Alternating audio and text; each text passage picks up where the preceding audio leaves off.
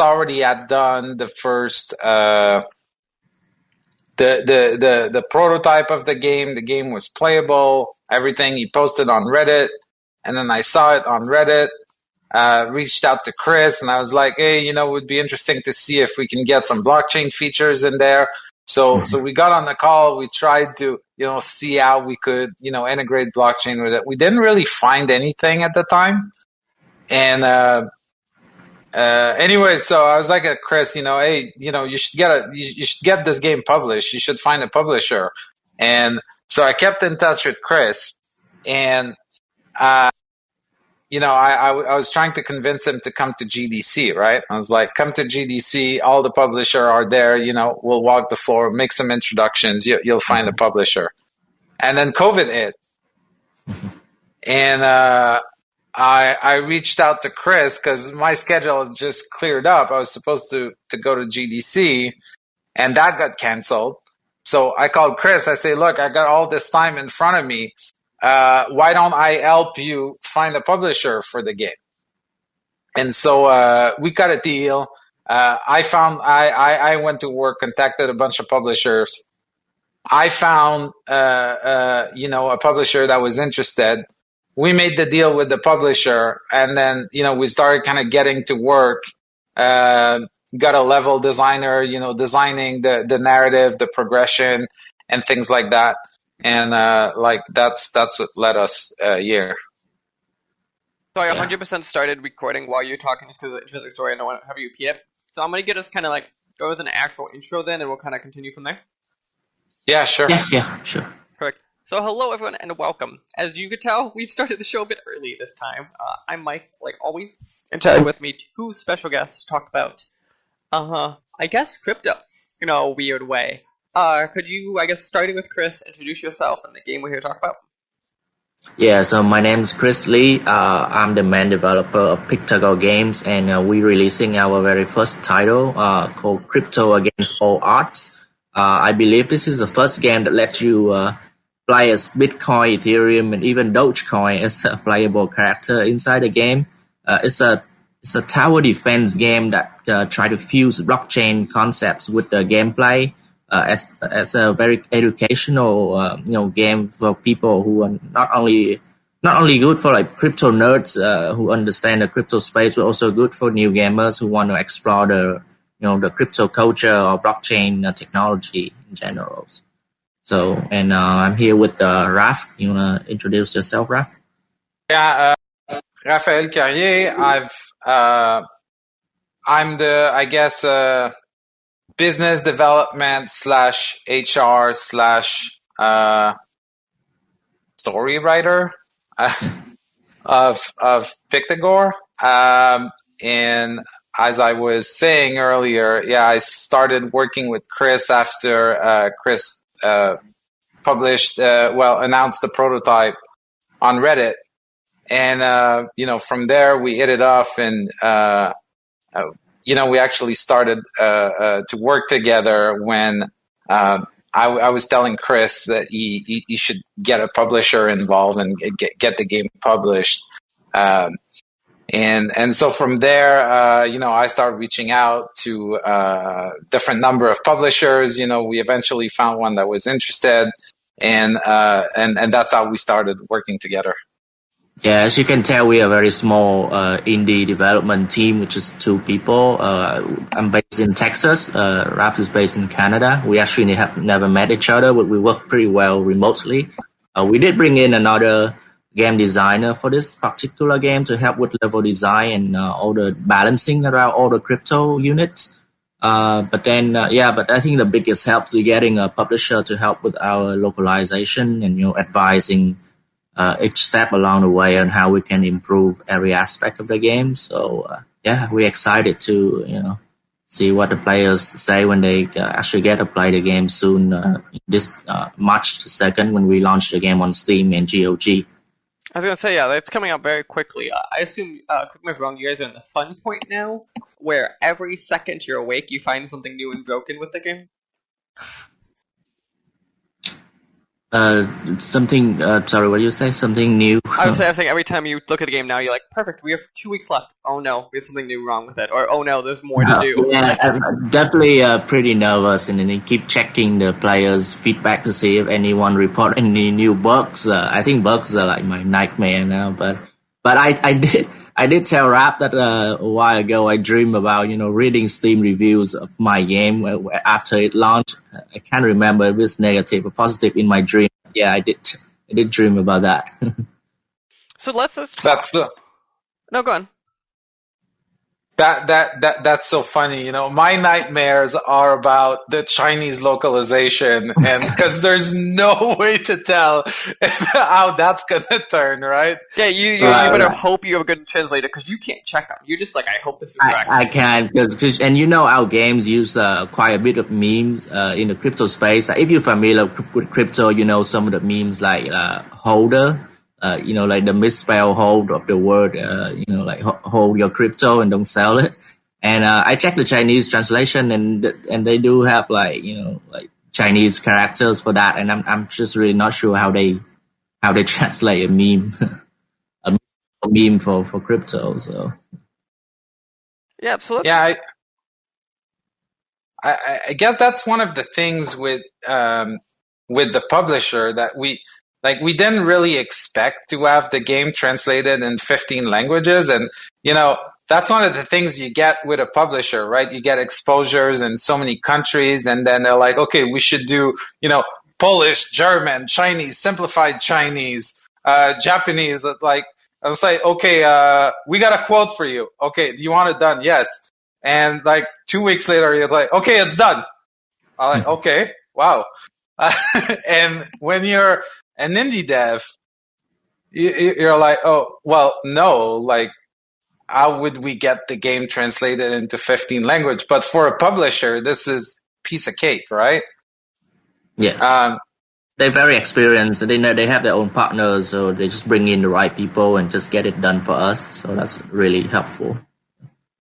Yeah, no, that makes sense. Let's talk about the game a bit. So obviously, as you called it, it's a tower defense kind of based upon crypto technology. Well, let's start with the obvious. Well, why do something that is that combination of stuff? Do you feel it naturally lends itself better to systematically, or kind of why that combination of stuff? I guess so going back then, I think to around 2019, I'm not I wasn't a developer back then. I actually quit my office job around then. I was working at a consulting in the financial industry, and I quit my job to run my own e-commerce business with my brother. So at the time, I'm already had a strong interest in the blockchain space. So I took some online class about writing smart contract in Ethereum to try to teach myself programming. But obviously, because I don't have any background in coding before, it's actually proved to be very challenging for someone like myself.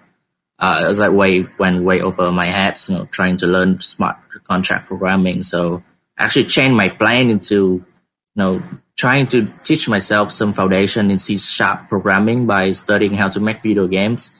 Because I thought that would be, an easier way. I actually never intended to, actually push through and release any commercial game, just like a fun way to pass my time and learn about programming. But surprisingly, it clicked very well, and I feel like I truly enjoy, creating video games. So eventually, just stemming from my already strong interest in blockchain, I start to brainstorm an idea about my first video game, which gradually, turned into crypto against all odds. Because I feel when I was researching blockchain, there's a lot of crypto, and each of them actually has their own kind of unique technology. I feel it's actually very interesting to see if I can, introduce these cryptos to new people in a way that is both fun and engaging through a gameplay. So I start designing these crypto with abilities in the game that actually match their respective technology. So for example, in my game, if you play as Monero, if you know about Monero, it's a privacy coin. So in my game, it's also like a stealth unit. It can shoot at the enemy, but when its enemy gets close, it can hide itself and prevent itself from being attacked by the enemies. So that's one example of how I just want to represent the blockchain world in my game through these units, the unique crypto units. Are any coins that were like super hard to either kind of visualize what it meant, or is there any of them that you like that are just now way different than when you started developing the game, just because logistically and there's some issues obviously translating some of that? Yeah, absolutely. Some of those are quite a challenge to design. Their ability that try to fit. They're like Dogecoin is mainly a meme coin, but I feel like I absolutely have to have Dogecoin in the game because it's such a big part of crypto culture.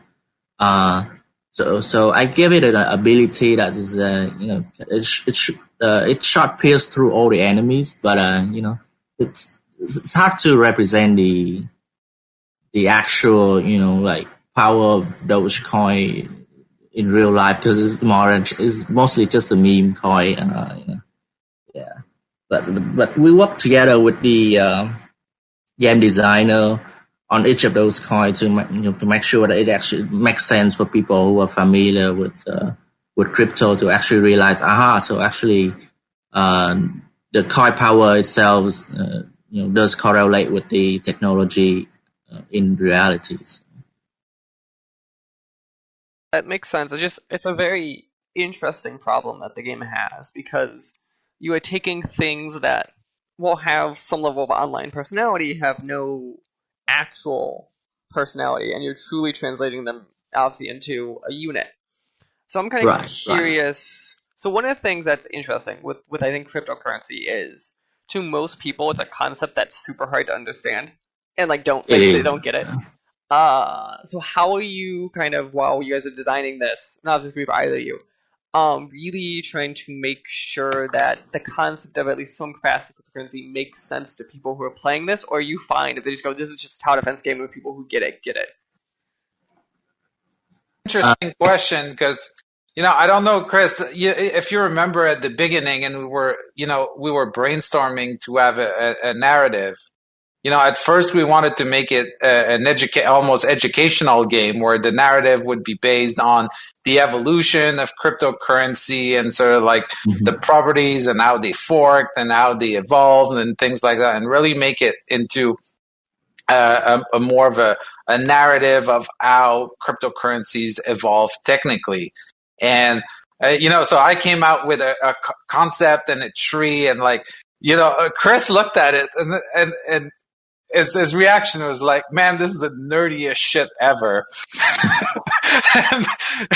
and basically, said, well, people aren't going to be interested in playing the game if it's like that. So we came out with this narrative that told the story of the evolution of cryptocurrencies, and it's less coupled with the it's kind of decoupled from the towers and the units that you unlock. But I think there's also that other aspect in the game that we tried to teach about how cryptocurrencies evolved and about all the environment and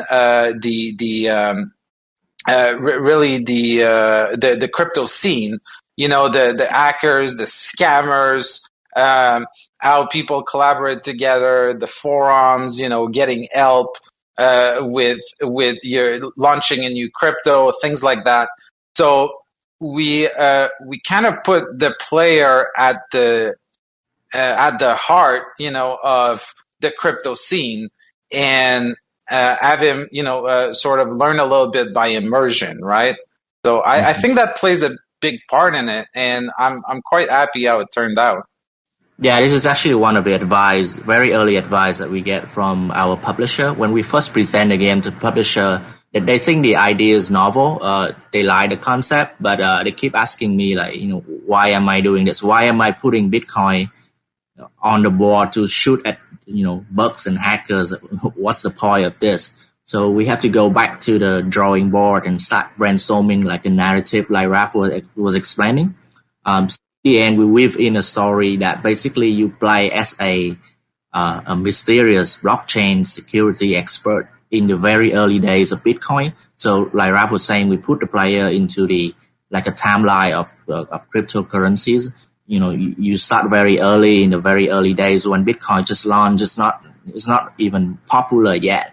And then you go to a forum board, you start interacting with people who are enthusiastic about the rise of cryptocurrencies. But then you also start dealing with some kind of background conspiracy that seems to be threatening the whole crypto space. And through each of these missions, you kind of go through the various milestone events, the real events in cryptocurrencies world, like the Mt. Gox hack, or like some of the biggest hack in the real world. We try to put that into our mission stories and let the player learn about it and experience it. So, in a way, I agree with Raph. I think that's one of the biggest change that helped the game more, more approachable for people who don't really have a background or understanding in blockchain yet, because it's a very difficult concept. Perfect. No, that makes a lot of sense. So I'm curious for both of you, which is either favorite to use, favorite in strategy? What is kind of like the piece that sticks out for each of you kind of when you're making your sets for this game? Kind of what coin do you make sure you have in your roster? We try to balance really different price. Initially, when we work with our designer, we were going for a little bit of hardcore design where you have to have the right roster to be able to beat the game. But through some of the play testing with our players, I think that's a little too harsh. So we kind of pivot the game into more of you can do a lot of cool combo things, but if you play well, you can still be able to beat the games with very different strategies. You're not like pigeonholed into selecting the right squad for you don't have to do like a must-have unit for each of the level. But some of the strategies would be like we have a turtle coin, which is by the name itself, it's probably a very good protective unit. So you can put it on the front lines, and you put like a strong hitter right behind it. But the strong hitter would take some time to charge it with power. So that's one of the examples that you can do that.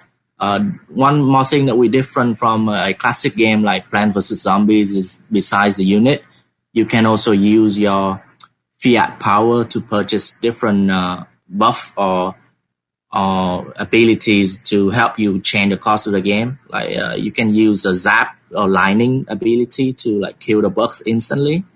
So we have some units that actually boost your fiat power production, so you can ramp up your fiat power and you can use it more throughout the games. So those are some of the examples that we differentiate our game from a classic one like Plants vs. Zombies. Makes a lot of sense. So let's kind of jump, I guess, to so obviously, so there's two of you here and one of you is biz dev. So let's kind of jump to that side for a second. How do you walk around to a publisher or people excited this game? How do you pitch them on a game that is about a topic that is, as we talked about, obtuse or unknown to say the least? And at the same time, pitch a genre that I always argue is somewhat a revival, but a very relatively dead genre and to a lot of people, a relatively boring genre. How do you pitch something like that to become of interest of a publisher to be like, here is money? Well, I kind of had the hunch that this game would, add marketing opportunities that other games wouldn't have, right? So I play a lot of indie games. And, I go to, indie games meetups. There's a healthy indie scene in Montreal. So I've met a bunch of people who are indie developers. And it always kind of amazes me the quality of the games they put up. And I'm like, how have I never heard about that? So I was very aware of the fact that it's really hard to get your game to stand out. and to have people even look at it, right? Oh, yet another, indie RPG in 16-bit. Like, how many of those are there in the Steam store, right? So I kind of knew that what we had, since it appealed to a very captive niche of cryptocurrency users, and those are people that are very engaged with the cryptocurrency scene. I kind of knew that would open new marketing opportunities. So really, I was betting on that in getting the publisher's interest. And so what I did, and I kind of went berserk on it, and I started making this big list of indie publishers. I went to I used a number of different techniques, just to get contacts and get the email to pitch the game. And I started sending the build to all these guys and had a few calls and really playing the strengths of the game. And I remember when we were talking to publishers, one of the things that I would say is, look, if we're lucky, because it wasn't the downturn of Bitcoin. Bitcoin, I think, was at an all-time low when we were pitching this game. And I was telling the publisher, look, if we're lucky, what's going to happen is Bitcoin's going to come back up. And when we're actually ready to release the game, it's going to be at an all-time high. And, I think that kind of got the attention of the publisher we're working with right now. And, that's exactly what happened. So, I think their interest was, well, first of all, yeah, it's not something, it's not a genre or a theme where you're completely, swimming in a sea. It's fairly unique, right? In the cryptocurrency theme. There's not a lot of games on Steam, that are cryptocurrency themed. That's, I think, the main thing that the game has going for it. I think also the fact that the game is approachable makes it attractive for the publisher. Because look, there's we're indie games have to be under a certain price, and that makes it a different type of buy for people, right? So I think casual games are an easier sale for publishers, right? So I think the combination of those two things made it interesting, combined with the fact that it was easier to. There were other avenues to market. If you have to market solely on the Steam store and GOG and the gaming platforms, it's sort of like you have to brute force, and really how much profit you're going to make with a $10 game? Probably not that much, right? The fact that we have all these other avenues, like, for example, the crypto news websites, the Discord channels where everyone's involved in crypto, the crypto communities, all the active Twitter users that tweet about crypto. Those are all avenues that other games can tap into, and we can. So I think that makes it that makes it more interesting. Yeah, when I first posted the prototype of the game on Reddit, I actually got really good reception from all the crypto communities, and actually that's how Raf found one of my posts and reached out to contact, and we become a team. So like Raf was saying, definitely the theme itself is unique, so it helped us to stand out and be able to talk about a game with the different, not just the casual tower defense game fans, but also the cryptocurrency fans. That that helps us a lot in terms of spreading out the words about this game. And like Raf was saying, we were thinking that if we're lucky, by the time we release the game, Bitcoin maybe on a bull run and we get a lot of news exposure. But now that is actually happening, is also the downside is that because the Bitcoin price that all people are talking about right now is actually that they don't have, they don't need more content to talk about like a niche indie games because, they already have enough news about, how Bitcoin's price just keep going up and up. So in a way, it's a challenge for us to, also get some media attention on a small game releasing on the Steam store about cryptocurrencies. So. Sense that you did look out because Bitcoin's price is, at least in recent days, but maybe by the time this posts, it'll be down. But it's been going relatively up and a relatively higher price. Probably the Tesla thing, I assumed, helps the price a bit. But yeah, it's a very interesting your time. Yeah, but it's funny because even now, if you Google the name of the game, Crypto Against All Odds, it still come up with the article about Elon Musk buying Bitcoin. So yeah, funny. So perfect. So let's finally tell everyone where they can go find the game. Obviously, we said it was on GOG. It is going on Steam. And Steam, right. On March the 2nd, we're releasing the PC and Mac OS version on Steam and GOG. And then we also have a mobile port plan in the future, so that may come about a few months after that. And there's also some other channels that, I don't know, Rap, maybe we... Yeah, I mean, if there's interest, please, for Switch port or even PS4 or Xbox, if you guys are interested, come say it in the Discord. I mean, come talk to us. I definitely think, I'm rooting for a Switch port personally, and we'll see how what kind of reception we need. As Chris said, initially it's going on Steam. Steam for Windows, Mac, probably a Linux a version, but it's definitely going to be playable through Proton. So Linux users can play it even if we don't get the Linux native version in there. It's going to be on GOG. It's going to be on the Mac App Store, and it works fine on the M1 Macs. So that's for the release. Later down the road, we'll have a mobile port. We'll be on the Ultra platform that is coming out, later this year, which is, a crypto, a Steam competitor that uses blockchain technology in the background. So we're quite excited about that. And I'm hopeful for a Switch port. If we get a good reception, I think I think we definitely want to make that happen. Yeah, we've been talking to quite a lot of partners also about actually integrating blockchain technology inside the game.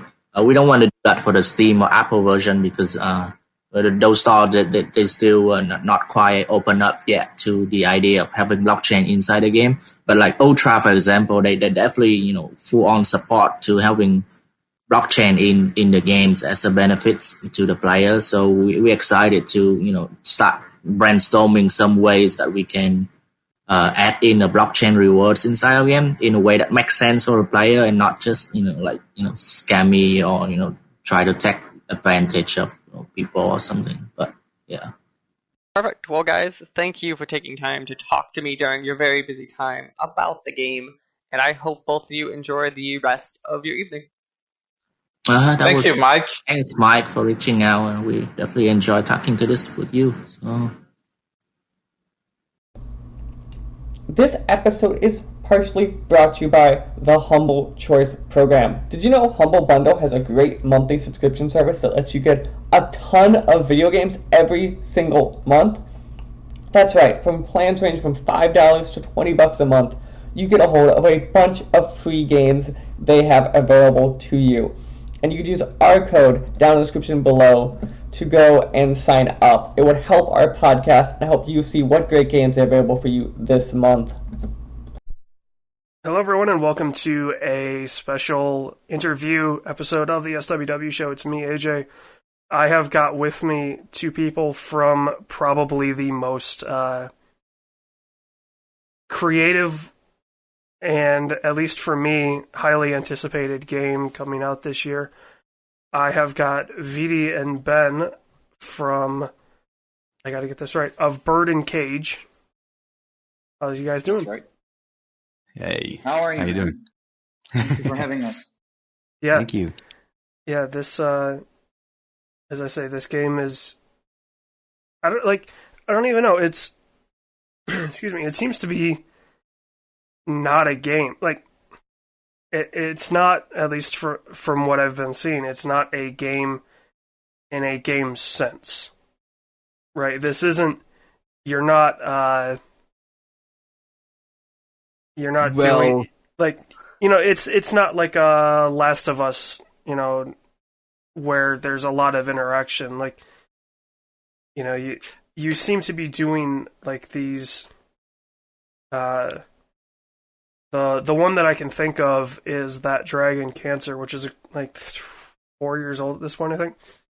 Right. Where yeah. it's more of a it's still a game, there's still interaction, but it seems to me like this is much more of a I hate to say pre-planned experience, but you have these, it looks like, set pieces that you're leading to. Well, I guess I can see where you're coming from. We kind of kept the gameplay part fairly secret, mostly because we kind of had to experiment with it a lot. So publishing what we're doing game-wise was never really a smart choice for us, especially because we're trying to, you know, create something new, not just. All right, I'm gonna go back here just a little bit, if you don't mind. It is an album, so it's a music album to begin with. It started off as that. It was a band, and we kind of told a story through the music and through the album. And once we got to actually writing it down and putting it down into notes, so to speak, we finally saw it as what it should be, which is a video game. And I actually, yeah, it is an experience. You're right in that, but I think it's more than that. I think it is in the category of a game, and interactability is. It has a lot of reach. I'll say that. I think it falls more into the Life is Strange gameplay genre rather than I don't remember the name of the game with the cancer. That Dragon Cancer? Yeah, it was the guy that made it reached out to us when he made it. And yeah, it was an hour and a half. It was an hour and a half or 2 hours, and there really wasn't much. You know, you couldn't really speed run the game because a lot of stuff was like, okay, this section is 10 minutes long. Like it's not going to be any faster. It's not going to be any shorter. Yeah, that's the same for us. Yeah, in that case, we had a lot of restrictions, which I think created an interesting gameplay. So what we're trying to innovate with is how people are listening to music. That's from day one was our goal. We wanted people to not only you know, put on YouTube and alt tab away to something else, you know, best case scenario. We wanted people to actually experience the story we're telling in the album. It's a symphony metal, which is you know, a genre of music. I don't know if all the listeners necessarily will know that one. I gotta say, like the idea of those two genres, right? Of like orchestral and heavy, like really heavy metal. Like one doesn't think they would mesh very well at all because one is like this, you know, very airy. I mean, most orchestral music is very airy. It's very, you know, it depends on the room that you're in, right? Right. A performance can change just based on, okay, we're in a 300-year-old theater versus a, you know, brand new multi-million dollar complex versus an amphitheater. Video game. Just because of kind of the materials in the room. Right. And then you've got, a genre that I'm not going to say for all of it, but for the most part of its history has been heavily dependent on amplification and effects and things of that nature, where you can kind of reproduce the sound no matter the situation. Mm-hmm. And taking those two that are like one, they seem to be completely opposite. I mean, one of my favorite live performances to go back and watch is Metallica's performance with the San Francisco Orchestra. S&M, yeah. Yeah, and it was it's like it adds a beauty, like people that aren't fans of hard metal or hard rock in general, like it's a beautiful art. It may on its surface seem like just a bunch of noise, but I mean that's what music is, right? It's basically, yeah. Yeah. So taking two just beautiful art forms, I mean, of course they should work. When you start to think about it, not just that instant reaction of, oh, no way that would work. Like, so seeing you guys take those two and combine them, and that be the thing, not an added, like, oh, it's only for this version of the song, this live performance. But you guys actually making that... The music is written... Yeah. Well, in that, we're not very innovative. Specifically in the genre of music, we're not that innovative. We did try a lot of things with this album that I really hope people will like. Mostly it happened lately. Maybe Vidi can even elaborate even more on that. But with this, symphonic metal is around. It's not huge, but you do have, Nightwish and With Interpretation and Epica, which we have musicians from those bands playing with us. Not Nightwish, Epica and With Interpretation. So the music is there, but we did try to firstly make it a bit more accessible. I think that it's a genre that has a very niche audience, even inside metal, music listeners. Symphonic metal is even a smaller niche. So what you try to do is to bring that music even farther out to a larger scale of audience, to be with the sound of it, or with maybe songs that are not necessarily, all of them at least, not necessarily as long as symphonic metal songs are normally. But yeah, the music, but the story is normally there, which is kind of fascinating. We don't see it in a lot of music. Sometimes you tell a story in a song, or you tell a story in maybe you have some dialogue between songs in your album, but not necessarily the whole album. Our whole albums tell the one story. It's the dark adaptation of the Beauty and the Beast. And once we knew what the story is, and once we realized that we want to do the video game for it, we really tailored all of the experience in the game around that. It brought a lot of challenges. As you said earlier, Dragon and Cancer, we have limited time events. Basically, is how you'd call them. So let's say a song goes from a verse to a chorus. You want something to change in the story. But just changing it and letting everyone experience it in exactly the same way is basically making a movie. What we wanted to do is to change between players every aspect of your gameplay. We wanted two different players to have two different experiences according to what they're choosing or succeeding to do in the gameplay. So we do have quite a lot of branching. which also brought a lot of problems development-wise.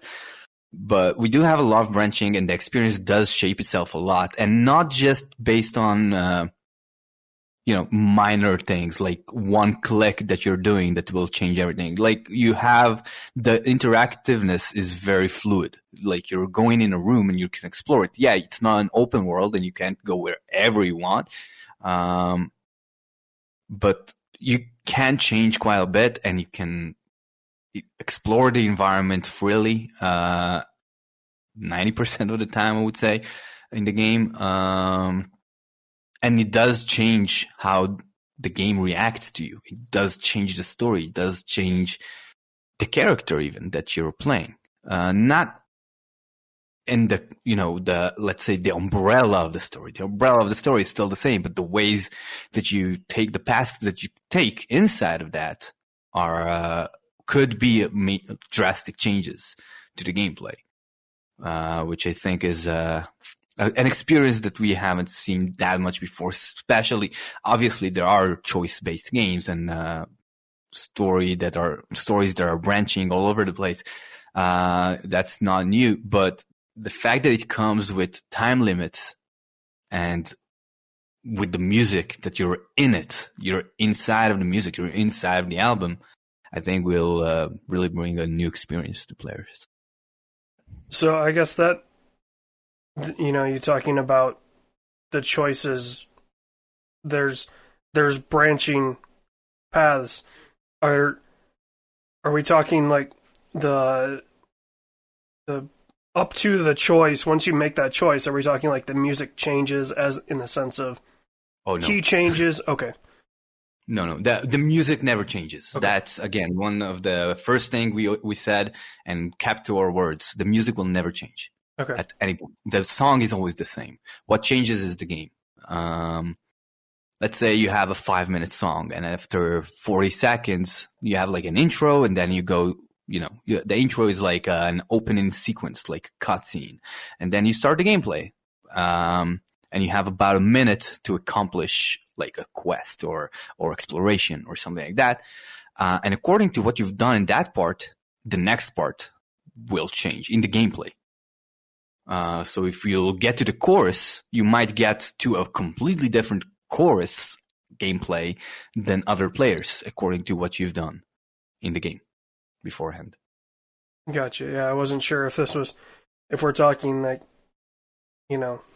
because you mentioned that the music is the music was always important for us to not change because the music is the core. It's like a core mechanic in a way. You're not changing your core mechanic. The core mechanic is the core. And for us, the music is the core for everything that we've done. And we're really proud of that as well. That the music, the player can't choose which song to go to necessarily. You're listening to the album from start to finish. After you're done, obviously, you can jump between parts and between chapters. But as a first experience, you're going from song 0 to song 17 chronologically.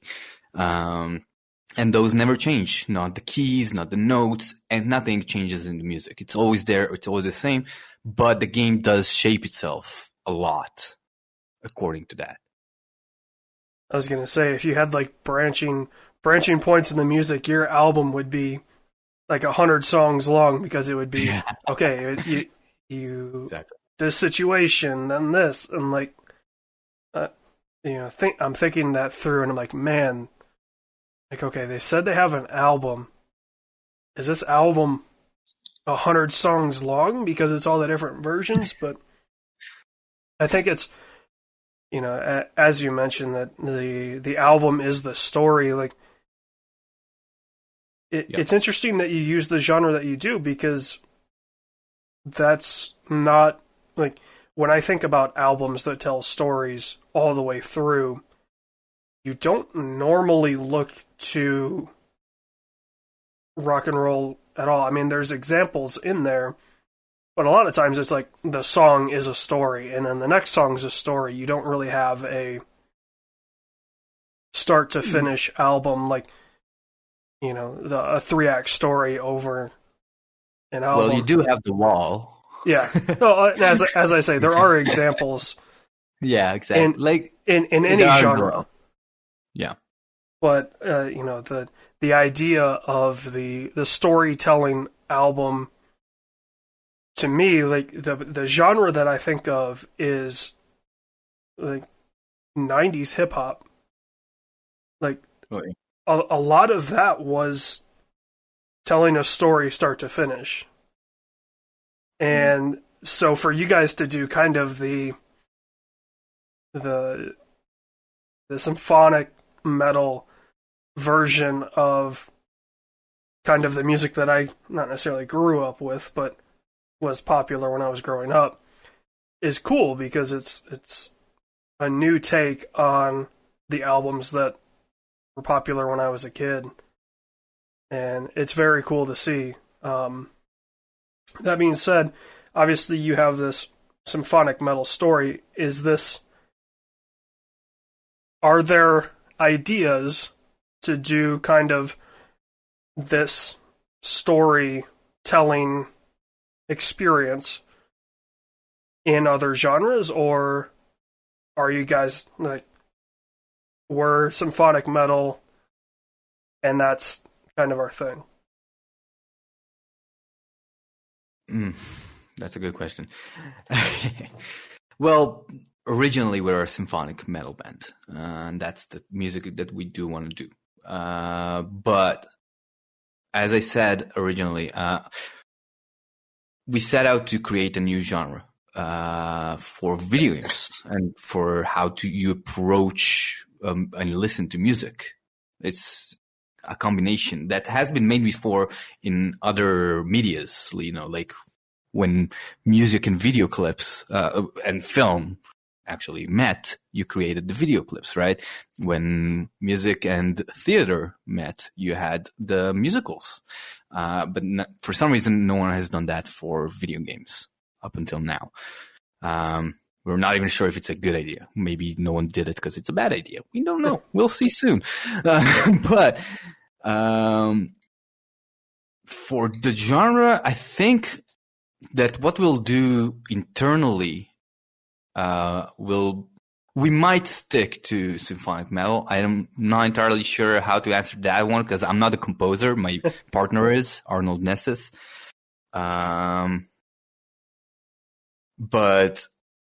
we might stick to symphonic metal, but as a indie company or as a studio that does that kind of a genre of video games, we do want to approach more artists. We don't just want to do everything internally on our own necessarily. We do want to do our own music and our own games, but we do want to also open this option to other bands. Any band that wants to tell a story or just wants to have a game revolving around their music to let other people to experience their music in a different way. So I'm not entirely sure I can't actually comment on that right now 100%, but we are ready to do more genres of music. Yeah, it's okay. You don't need to start. I guess I was just wondering kind of like, you don't need to start counting your eggs before they hatch or chickens before they hatch because, I mean, Of Birding Cage isn't even out yet, so we don't even, we haven't seen what a large scale reception of this game with a symphonic metal soundtrack is going to do. Like, maybe a lot of people really enjoy it. So then you're like, okay. But as I was looking into this game and as you've been talking about kind of the process, like all I could think of was, man, like some of these dream pop groups that are on the fringes of like cutting edge, bleeding edge music making in the pop world. I'm like, man, some of them, like, if you guys were looking at potentially doing another genre, like, to me, just that the dream pop genre is so unique to begin with, much like symphonic metal is unique in its delivery and its experience. And just thinking about, man, like I really enjoy what I'm seeing from this, and so I can only imagine how much I would enjoy seeing this, even just attempted, right? Like, I think a lot of people will accept jankiness, things like that. Not accusing of Bird and Cage to be janky. It appears to be a very adept, very put together project. But right, people sometimes accept the jank because they have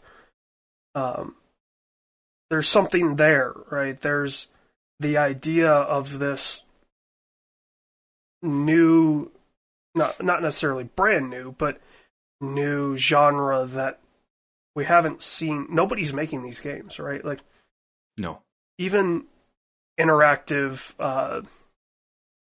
What are they called? Interactive video novels. Yeah.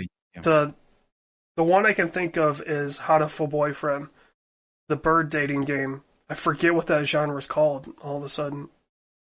But, I mean, even them, they're not...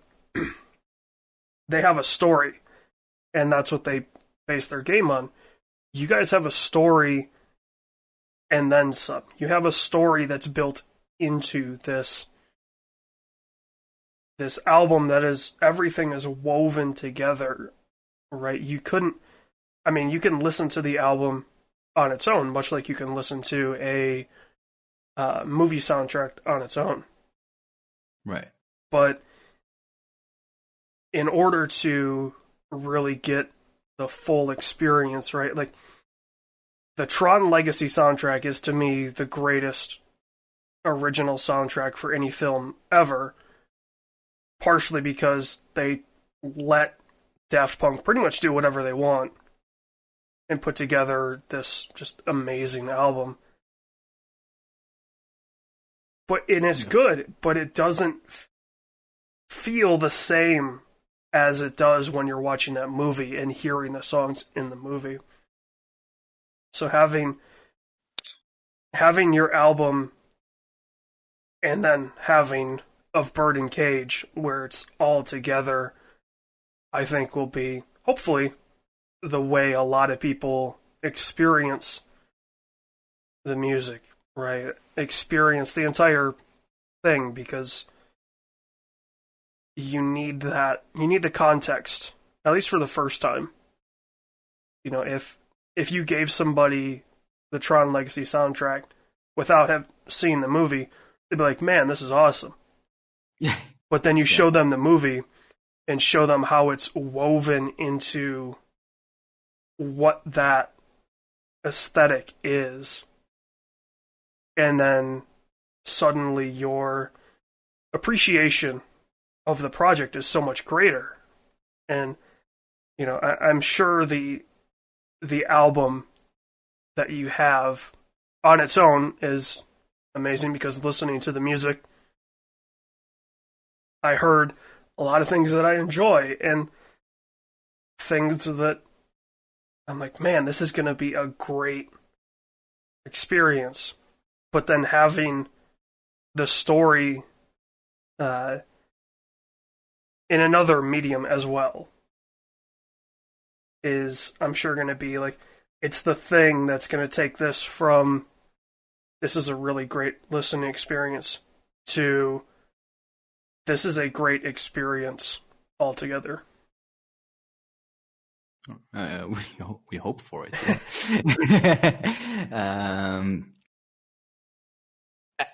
Well, obviously, aside from doing the album on its own, we have a lot of arguments, not arguments, but a lot of talks, whether we want people to listen to the album outside of the game.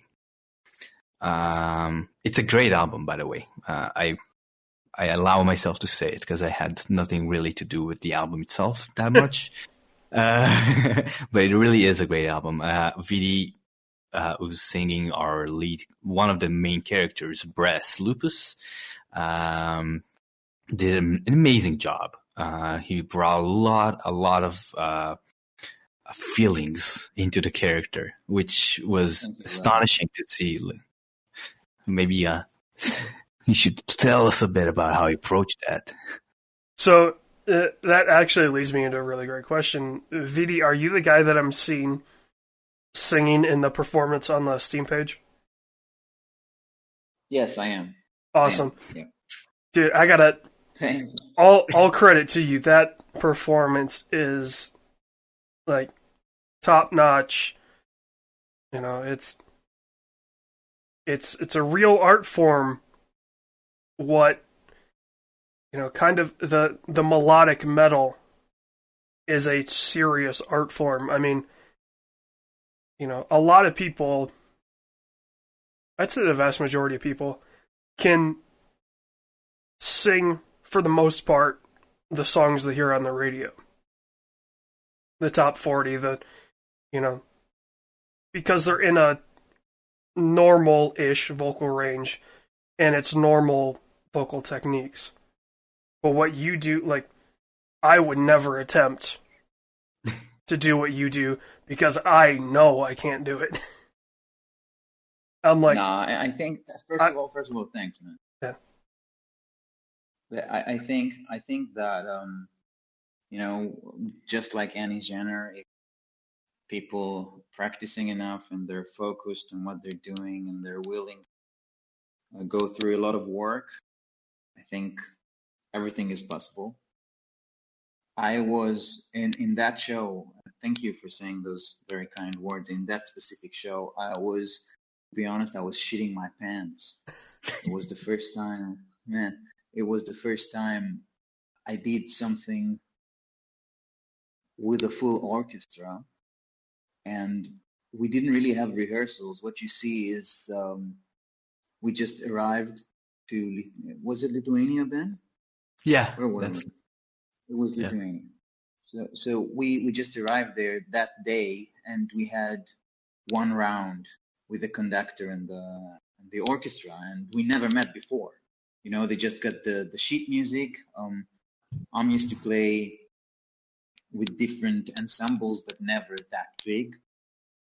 And I'm just really happy that Ben and Arnold, the composer, trusted me that way, because one moment before I started, I opened my mouth on the microphone. I was sure I'm going to forget everything. And so I'm pretty happy with that video. It was also a dream coming true, you know, when you're doing metal, when you're doing extreme metal, usually you meet, you know, you play in cellars a lot of times for a long years until you get to, you know, medium-sized venues. And then from those medium-sized venues, suddenly I have 100 people playing around me. That was scary, but I think you know, that was, yeah, this was one of those moments that I'll probably never forget. And when you talked before about heavy metal or extreme metal and classical music, I think it's complementing each other in when the aesthetics needs to go and be super epic. I think that these genres just complement each other, and I think what Ben and Arnold are doing now with Of Bird and Cage, I think the storyline, and the way, what's the word in English? I don't know if I can help you. I barely know German, and a minuscule amount of Spanish. So okay. So no Hebrew. No Hebrew at all. So no Hebrew. No Nope. Hebrew. No. Okay, but we can say the drama that these guys, Ben and Arnold, wanted, and the depth in the characters. I think when I played parts of the games, and I'm not a gamer. For me, it's a new world completely. So I came from the size of only being a music fan, and then suddenly getting this extra dimension of what Ben and Arnold are doing right now. And I think there is no better genre to start with, and the story, the depth of the emotions of the characters, trying to create very round characters with a lot of options. I think that's the only genre. And once Arnold and Ben decided to bring me in for the main character part, besides Cobra Page from Cobra and the Lotus, which she is amazing. If you don't know this band, check it out. Canadian, amazing. I have no words when I hear Cobra sings. I think she's one of the best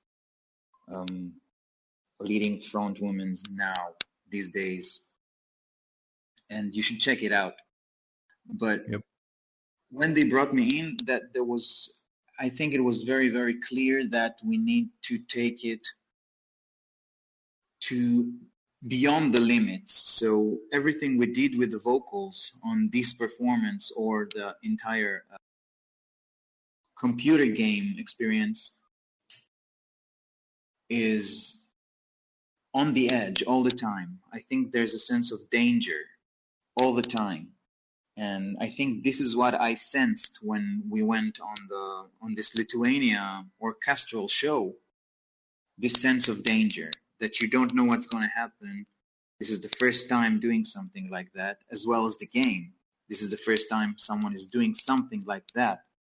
So everything is very dangerous in a way.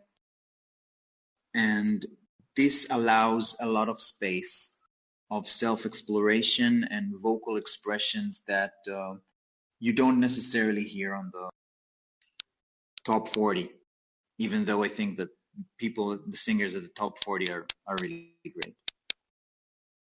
It's interesting that you say the danger and everything, because anybody that's in a creative field, I don't think it matters from music, from writing to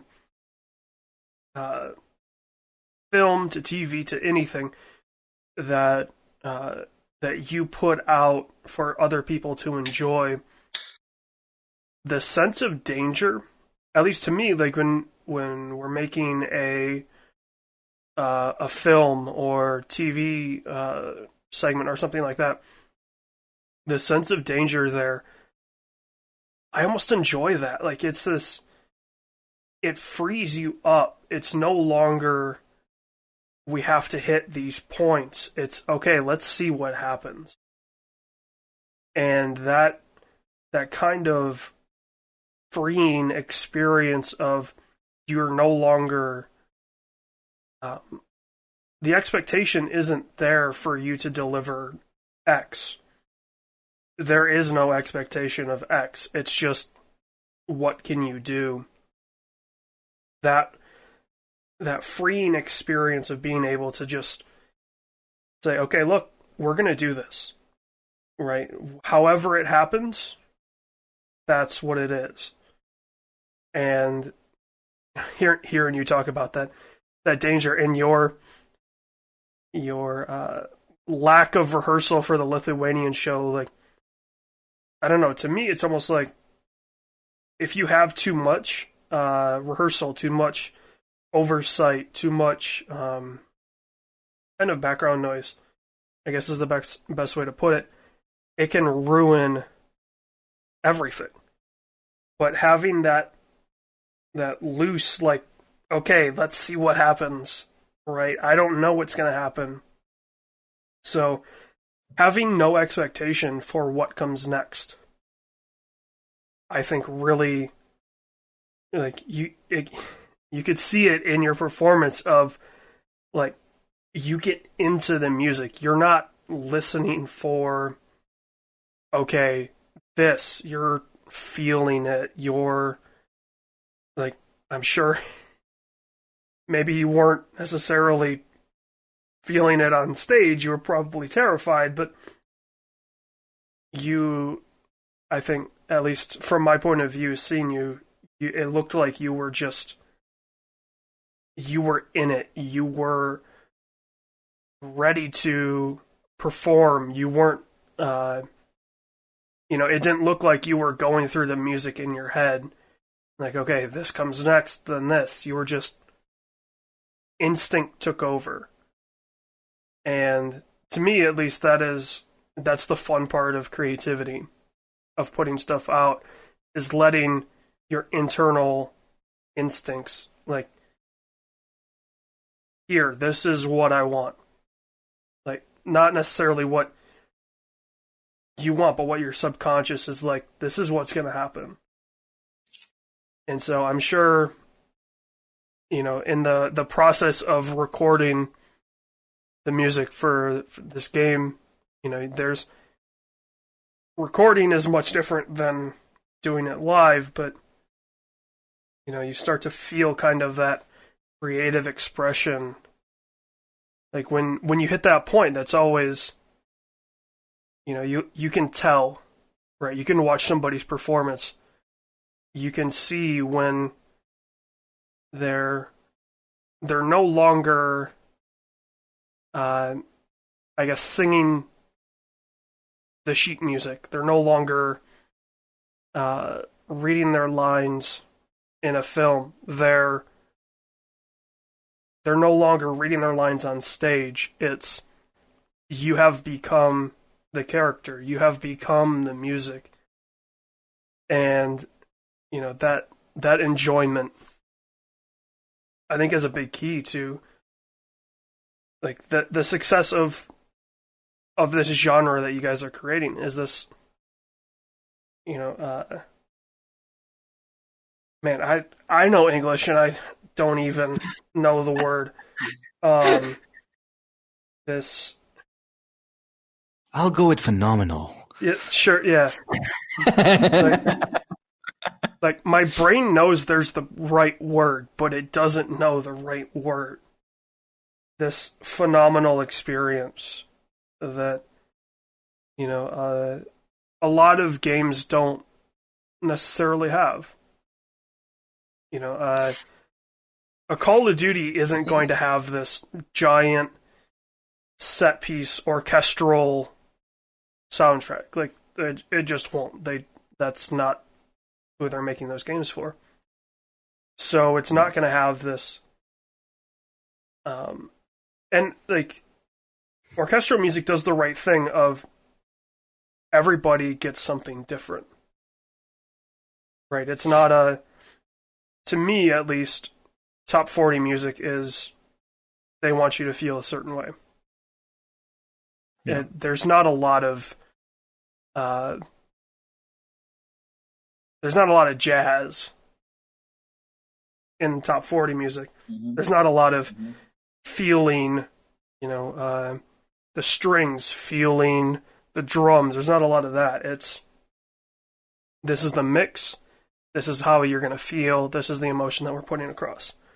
Whereas symphonic metal and orchestral music, and even metal in general, like, there is kind of that, you can jump between instruments. You can feel the vocals that complement the lead guitar and the rhythm guitar and the bass guitar. You're jumping between emotions, really. Yeah. I feel like, yeah. Yeah, and I think symphonic metal does that quite a bit. Metal in general, rock even. The jumping between emotions is insane. That's not just, a straightforward song. I mean, even when, let's put our game for a side, right? Like the album story.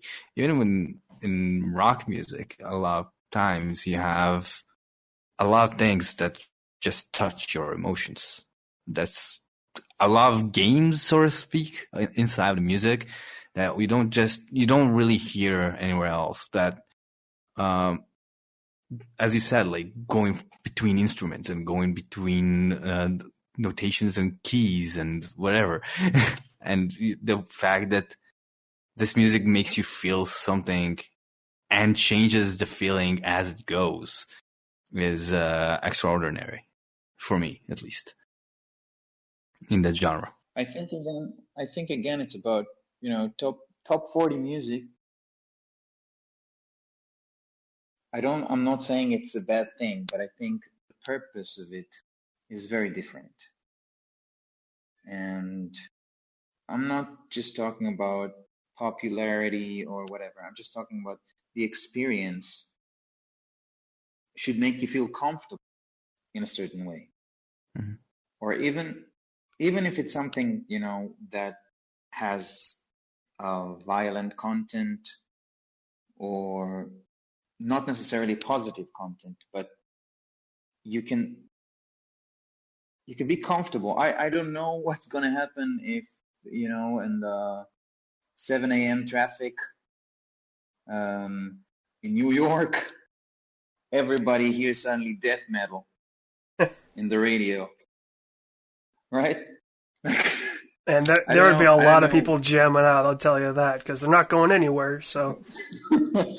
Yeah, right? So they have the time. This is actually, when I think about it, this is a really good time for some progressive metal, 20 minutes pieces and stuff like that.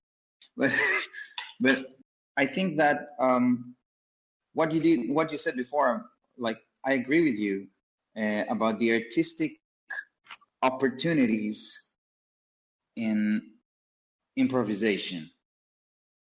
And I think that there's a lot of jazzing in Of Bird and Cage, in the sense, okay, no one did this before. We are not trying to make people feel comfortable. We're trying to make them more and more engaged. And the music is one. The music is one tool. The story is one tool. The aesthetic of the game visually is another tool. And because of this experiment, there's a lot of improvisation here and a lot of intuition. And this creates a place for innovation eventually. Yep. So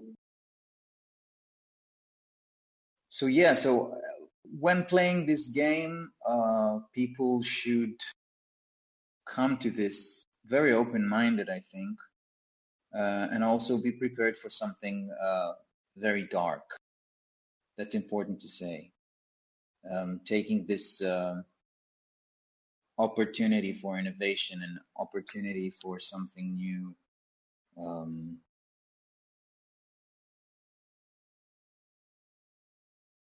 I think that the music really, really there in that sense. Yeah, it's not gonna be comfortable. It's not gonna be comfortable, but it's gonna be cool. Yeah. It's going to be interesting. It's in a normal situation. So at least here in the States, pre-March 2020, I would say, yep, the dark.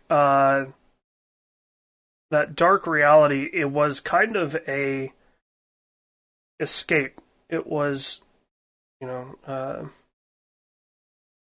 life was normal, and so you wanted things that were unnormal, because that was a new experience. But now that we've had almost an entire year of hopelessness, I guess is the right word, something like this it's telling reality. It's not right. You're going for a darker story, which is reality. It's no longer an escape, which is good. I generally enjoy things that aren't happy endings, because that's not real life, right? Like, yeah, the Disney fairy tales, first off, weren't the way they were written.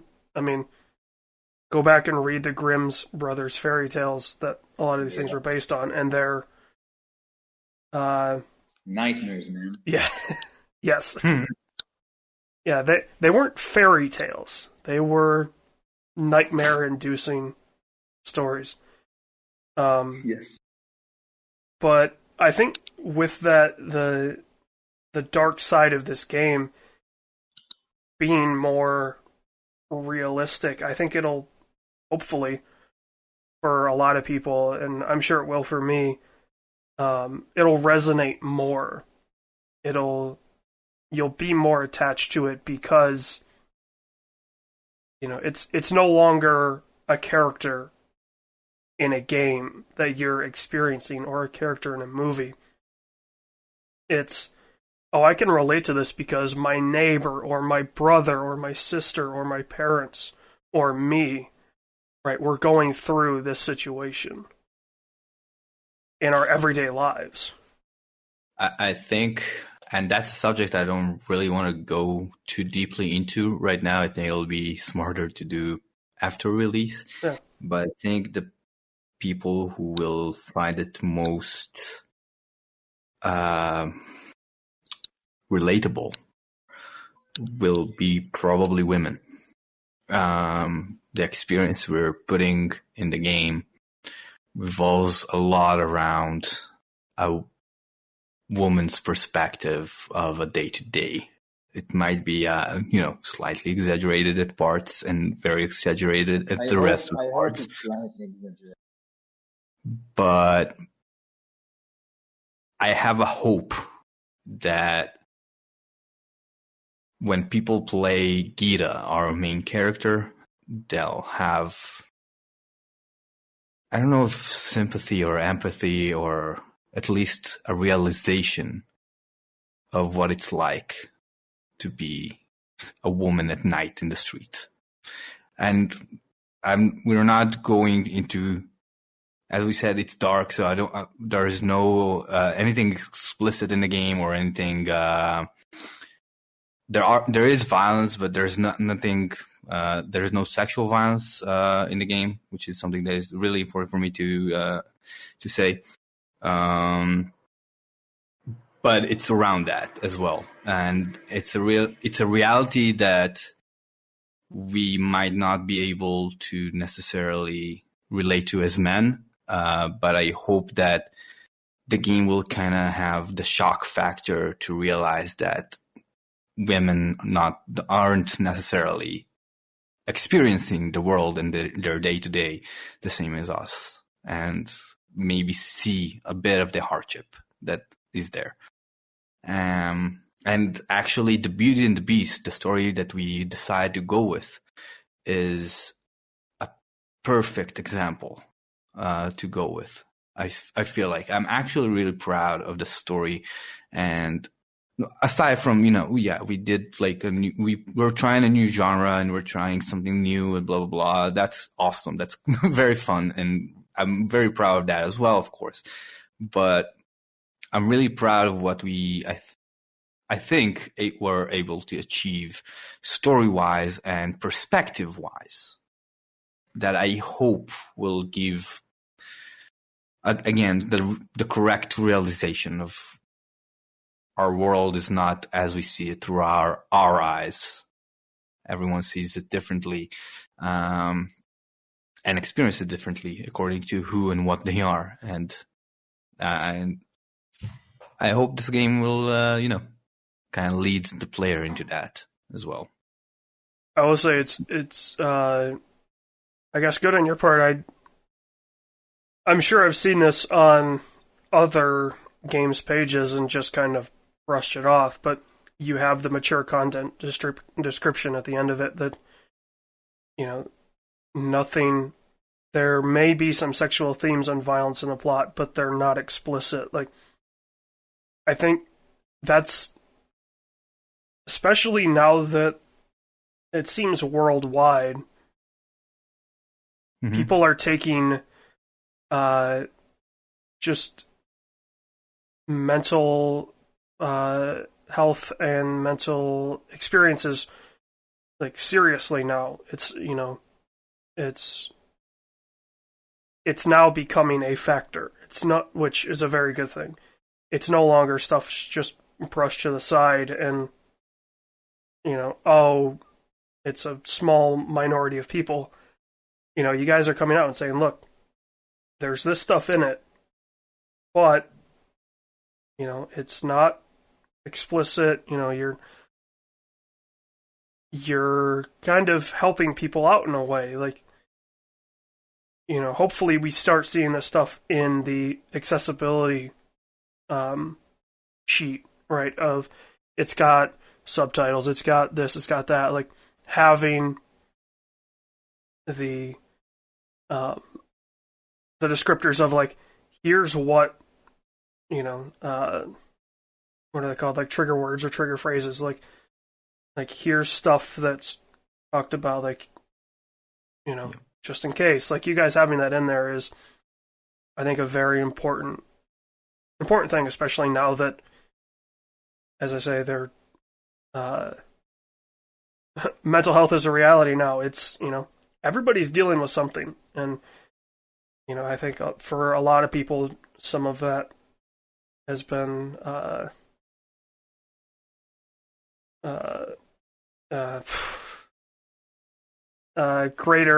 greatly increased with kind of the instability of day-to-day life. It's more also it's not just the mental issue, because we're not talking about serious schizophrenia, for example, in our game. Yeah.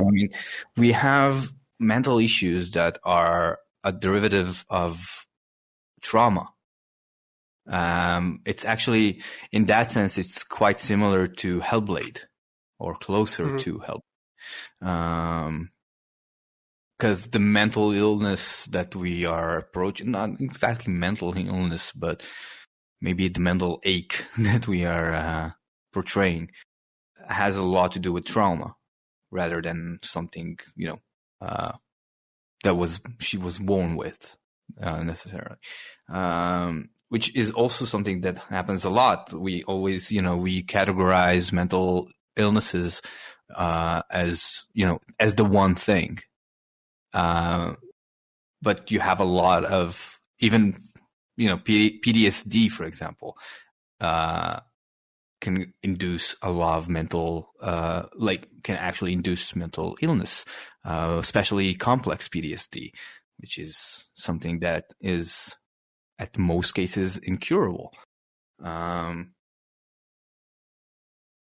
So that's kind of something that we, as a society, even not just as entertainers, but as a society, we kind of tag everyone as the same. Mental illness, schizophrenia and PTSD are kind of on the same pedestal. You know what I mean? And that's insane. We always have to look, or at least realize, that the person that's in front of us has a history. The way that he's behaving could always be related to something traumatic or terrible, or not. Some people are just, crazy. I'm sorry if I'm speaking out of term here. So some people just, there are the people that experience things and that shapes them. Then there's people that just, it feels like they experience things and it's as if they're covered in Gore-Tex, or take your pick of hydrophobic material, and it just slides right off, right? Like they experience something and they're still, the same as they were before. So, yeah, I am happy to see you guys put that in there, because, as I say, I think there's, there are a lot of things, especially now, that are like, people have traumatic experiences that are still in their, memories and things like that. And you can't just assume that people forget. So having in there like, look, it's dark, but it's not, there is a limit, right? It's not where you're not going into super explicit things. Exactly. Is very good to see. So the game is coming out on Steam. I have to ask, is it going to be out, is the plan right now out for anything else? Yeah. We are planning on putting it on consoles, but we don't have an official announcement on that just yet. But we do want to do this for consoles as well. I was going to say, it doesn't seem like it's,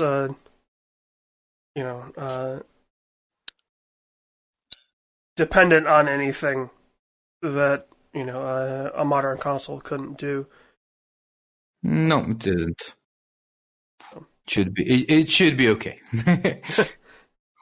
Famous last words. It should be okay. Yeah, I'm jinxing myself. I'm sorry. I'm stop. It won't be okay. It's gonna be a disaster. I'm pretty sure CD Projekt Red said it'll be fine when they release Cyberpunk 2077.